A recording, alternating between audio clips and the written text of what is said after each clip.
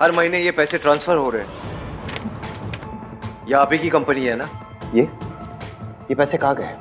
ये आपका अकाउंट है ना, तो ये आपको पता होगा कि ये पैसे कहाँ जा रहे हैं। अकाउंट मेरा है लेकिन मुझे पता नहीं है, इसलिए पूछ रहा हूँ मैं आपसे। अब आप चुपचाप मुझे बताइए, नहीं तो पुलिस को बुलाएंगे हम लोग यहाँ पे। डोनेशन रिकॉर्ड की फाइल लेकर आओ। आई एम सॉरी, आप बैठिए प्लीज, बैठिए प्लीज। जरूर कोई मिसअंडरस्टैंडिंग है, मैं चेक करके आपको बताता हूँ। सब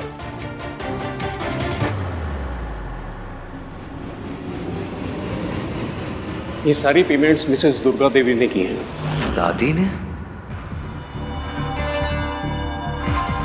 हाँ, ये सारे पैसे मैंने दिए हैं।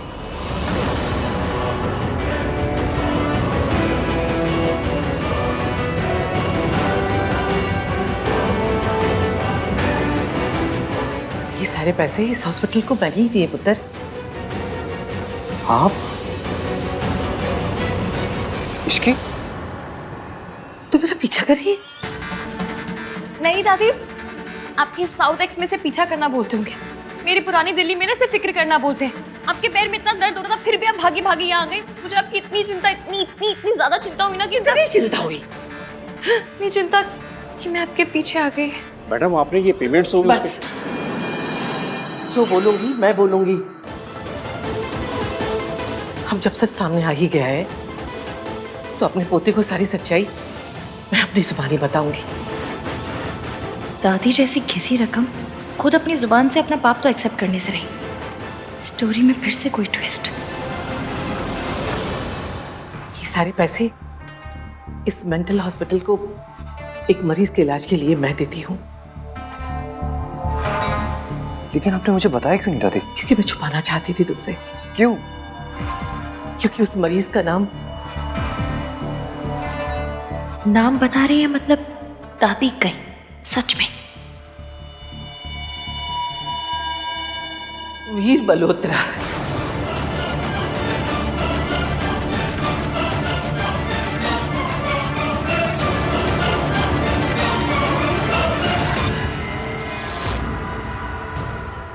मेरा बेटा, तेरा बाप, मेरा वीर। भाई साहब, महंगाई बढ़ना बंद हो जाएगी पर इस औरत के झूठ खत्म नहीं होंगे। तू बहुत छोटा था पुत्र, तुझे कुछ याद नहीं। और मैंने भी कभी तुझे बताया नहीं कि जब सावित्री तेरे बाप को छोड़कर भाग गई, मेरा बेटा टूट गया। वो डिप्रेशन का शिकार हो गया। उसी डिप्रेशन में उसने अपनी जान लेने की कोशिश की। मुझे कुछ समझ नहीं आ रहा था, मेरे सामने कोई रास्ता नहीं बचा। मैंने मजबूर होकर उसे इस मेंटल हॉस्पिटल में एडमिट करवा दिया। मुझे लगा कि वो यहाँ रहकर ठीक हो जाएगा, लेकिन नहीं। एक रात वो यहाँ से भाग के घर वापस लौट आया।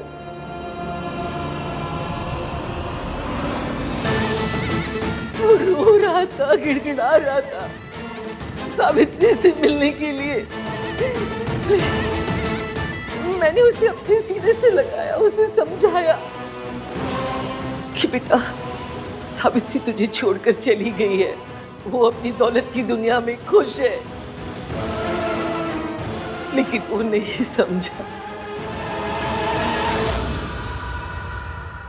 मैंने उससे कितना कहा उसे भूल जा, अपने छोटे छोटे बेटे को, बच्चों को अपने सीने से लगा के खुशी ढूंढ। लेकिन नहीं, सावित्री के धोखे ने उसका दिल तोड़ दिया था, जो मैं कभी नहीं जुड़ा बेटा। आप बैठिए। ये आंटी जी क्या कह रही है? दादी तो झूठ की दुकान है, लेकिन ये मैनेजर का बच्चा क्यों जुबान पे दही जमा के बैठा है? सच बोल देना। इतना कुछ आप अकेले सहती रही, और आपने किसी को बताया भी नहीं। क्यों दादी? क्योंकि तुझे दुख कम थी क्या जो मैं तुझे और दुख देती, इसलिए मैंने अपना दर्द अपने सीने में दबा के रख लिया। मेरा बेटा, मेरा वीर ये दुनिया छोड़ के चला गया, इसीलिए मैंने तय किया कि उसके जैसे जितने मरीज हैं मैं उनकी मदद करूंगी, उनका इलाज करूंगी। और इसके लिए मैंने छुप छुप कर ये पैसा इस मेंटल हॉस्पिटल को डोनेशन में दे दिया मित्र। और मैडम ये पैसे तो बस, मुझे और कुछ जानना नहीं है। आहान एक बार सुन तो लो मैनेजर साहब। क्या क्या दिखाई नहीं दे रही तुम्हें दादी की हालत? मुझे इस टॉपिक के बारे में बात नहीं करनी। अगर तुम हेल्प नहीं कर सकती तो चुपचाप खड़ी तो रह सकती हो ना। चले नज़ार इश्क पे थोड़ा सा और इश्क पे करेंगे और इश्क पे ये दर्द है या है दवा।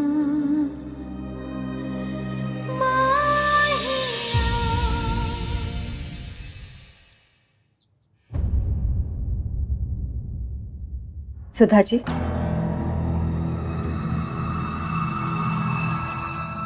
सुधा जी, क्या हुआ? आपकी तबीयत तो ठीक है ना?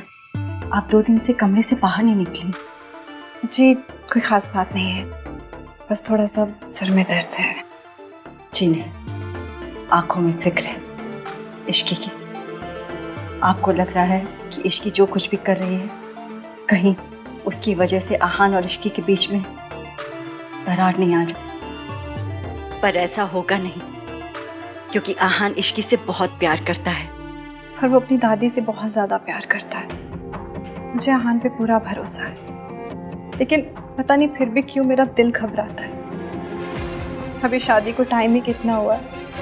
इश्की को आहान से अभी से झूठ बोलना पड़ रहा है, उससे बातें छुपानी पड़ रही है। सब मेरी वजह से। मेरा परिवार तो मुझसे नफरत करता ही है, अब आप भी करेंगी। नहीं नहीं बहन जी, ऐसी बात नहीं है। मुझे पता है इश्की जो भी कर रही है बहुत सही कर रही है। आपको अपने बच्चों के पास होना ही चाहिए।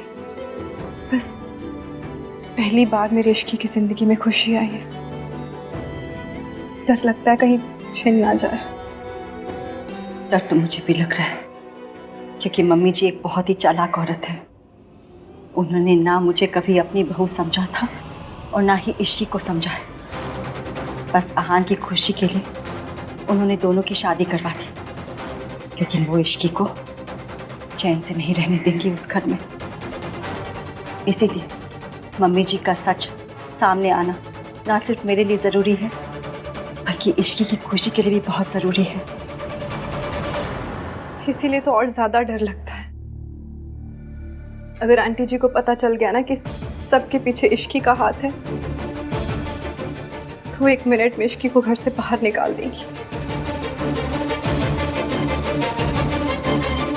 आप भगवान पे भरोसा रखिए, कुछ भी गलत नहीं होगा। तुम तीनों मुझसे वादा करो, जो कुछ आज तुम्हें पता चला है किसी को नहीं बताना, सोनू को भी नहीं। मैं नहीं चाहती कि बुरी यादों का साया हमारे घर पे दोबारा पड़े। आप टेंशन मत लीजिए दादी, हम तीनों में से कोई किसी को कुछ नहीं बताएगा, ठीक है? आप चलिए।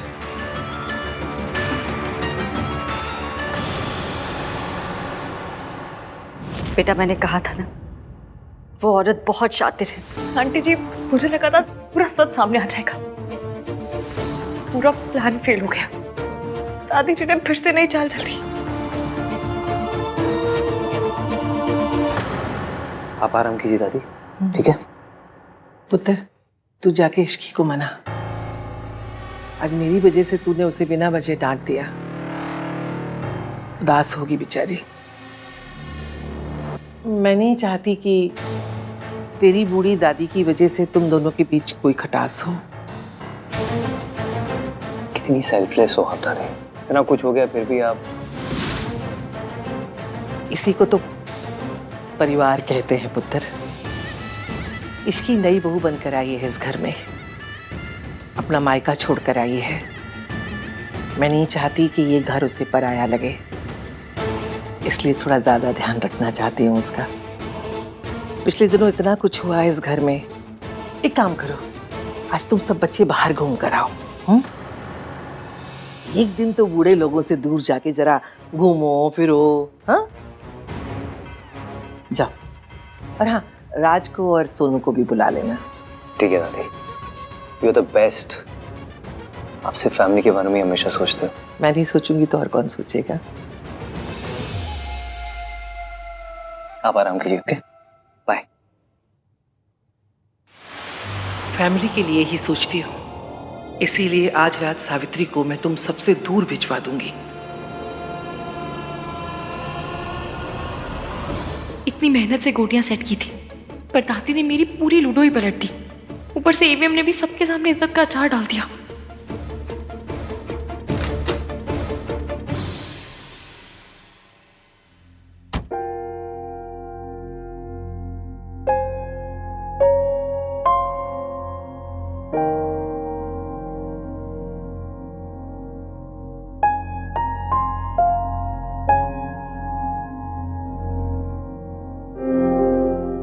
दादी चाहती है कि हम सब कहीं बाहर डिनर पे जाए। अपने हाथ पे टैटू करा लो, दादी का भक्त।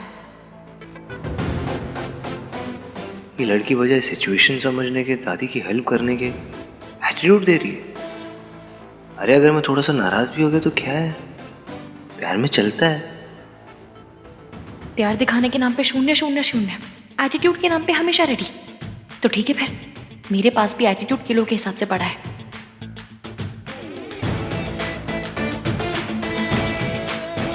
कितने बजे जाना है? 7 बजे।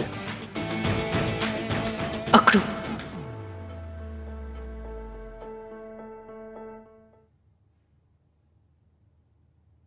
पौने 7 पे मिलूंगी। बस पौने 7?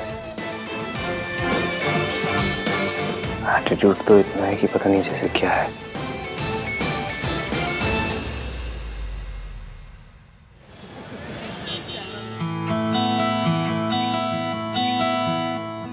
मैंने सोनू से बात कर ली है, वो दोनों में सीधा रेस्टोरेंट पे मिलेंगे।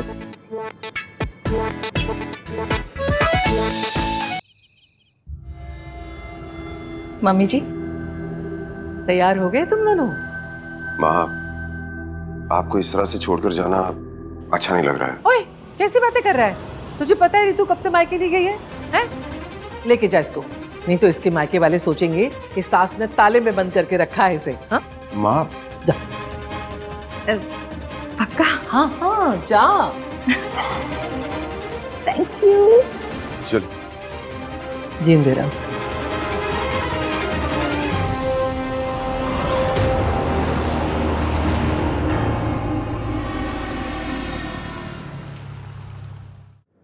हाँ, कुछ बोला भाई आपने? नहीं। हाँ भाभी, कुछ बोला आपने? नहीं तो बोलो ना। आप दोनों से ज्यादा ना ब्लैक में रानी मुखर्जी ने बोला था। फिर ब्लैक में तो रानी मुखर्जी का एक डायलॉग भी नहीं था। That is the point, sarcasm था। यार ऐसे मूड सड़ा के क्यों बैठे हुए हो? मेरा मूड एकदम ठीक है कार्तिक। वैसे भी मैं ना अपना मूड खराब करती हूँ ना दूसरों का।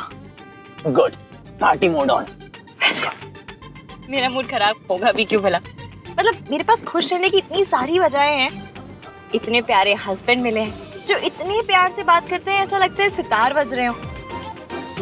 इतनी अच्छी दादी सास मिली है जो मुझे पसंद बिल्कुल नहीं करती, पर देखो बहू बना के रखा है। लोगों की ना छोटी सी विश लिस्ट होती है, पर उसमें भी 1-2 टिक से ज्यादा टिक लगते नहीं है। मेरी लिस्ट को देखो, घड़ी की तरह टिक टिक टिक टिक टिक टिक टिक टिक लगे जा रहे हैं। अब होगा झगड़ा।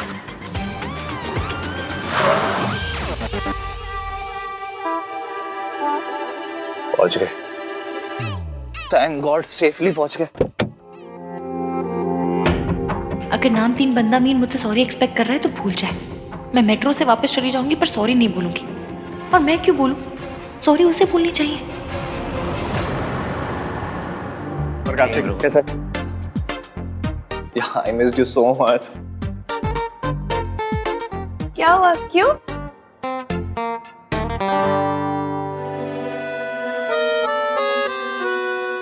अब पता चला क्यों? अब किस बात पे झगड़ा हो गया इनका? आई एम 100% श्योर कि दादी ने कुछ किया होगा। राज, तुम हर चीज में दादी को क्यों ब्लेम करते हो? तुम भी तो हर चीज में मॉम को ब्लेम करती हो ना मिसेस सोनू। Point है। I know.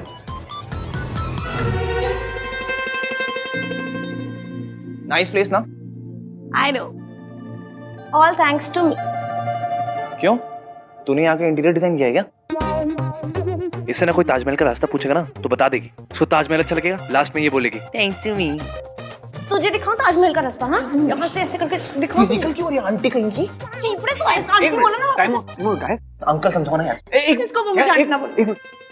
इसको आंटी बोला ठीक है, मुझे अंकल मतलब मैं अंकल लगता हूँ। और यार तुम लोग किसी बात में लड़ते रहते हो। वो कंट्रोल। भाई है ना मेरा, भाई से ऐसी बात करते हैं। सोनू, ये दोनों तो भाई बहन नहीं है ना, ये क्यों लड़ते रहते हैं? दादी दादी दादी। राज, तुम तीनों मुझसे वादा करो, जो कुछ आज तुम्हें पता चला है किसी को नहीं बताना, सोनू को भी नहीं। ये लोग साइलेंट मोड पे क्यों आ रहे हैं? Same as usual. दादी said A, Ishki said B. भाई ने डांट दिया गुस्से में। दादी का ना सिर्फ एक ही ऑब्जेक्टिव है, इश्की को डांट पड़वाना। पुअर इश्की, इसे भी लगता होगा किस फैमिली में फंस गई। क्या तुम लोग आपस में बात करते रहोगे? मैंने भी नए कपड़े पहने, मुझे भी देख लो। अरे नहीं भाभी, ऐसा कुछ नहीं है। हम ना वो राज की बुराई करते, इसके सामने नहीं कर सकते थे ना, इसलिए। कार्तिक, हाँ बहुत गंदी गंदी बातें कर रहा है मेरे बारे में, समझाओ ना इसे। लोग फोन से शादी क्यों नहीं कर लेते? असली जीवन साथी तो फोन ही होता है। साथ फेरे भी उसके साथ ले लेना।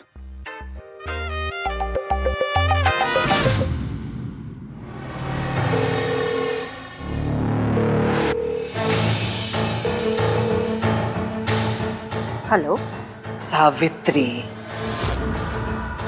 तेरी आवाज सुन के कलेजी को ठंड पै गई। कैसी है तू? मुझे नहीं पता तू वापस कैसे आई है, पर मुझे पता है तू वापस क्यों आई है। अपने बच्चे वापस लेने के लिए आई है ना? चल, तुझे तेरे बच्चे वापस मिल जाएंगे। अब मम्मी जी क्या चाल चल रही है? सास बहू में या तो दुश्मनी होती है या सौदा। दुश्मनी तो मैंने बहुत कर ली, अब सौदा करना चाहती हूँ। तुझे तेरे बच्चे वापस मिल जाएंगे, लेकिन एक शर्त पर। शर्त? कैसी शर्त? वो मैं तुझे तब बताऊंगी जब तू मुझसे मिलने आएगी, अकेली। डर मत, मैं तुझे बाहर नहीं बुलाऊंगी। सास बहू से ससुराल में नहीं मिलेगी तो कहाँ मिलेगी? घर आजा सावित्री, फौरन आ। और हाँ, अकेली। याद रहे, किसी को भी बिना बताए आना। ठीक है, मैं आ रही हूँ।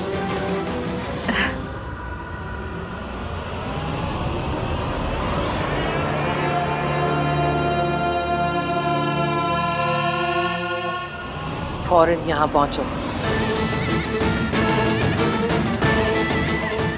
अब तू यहाँ आएगी सावित्री, और तेरा खेल खत्म।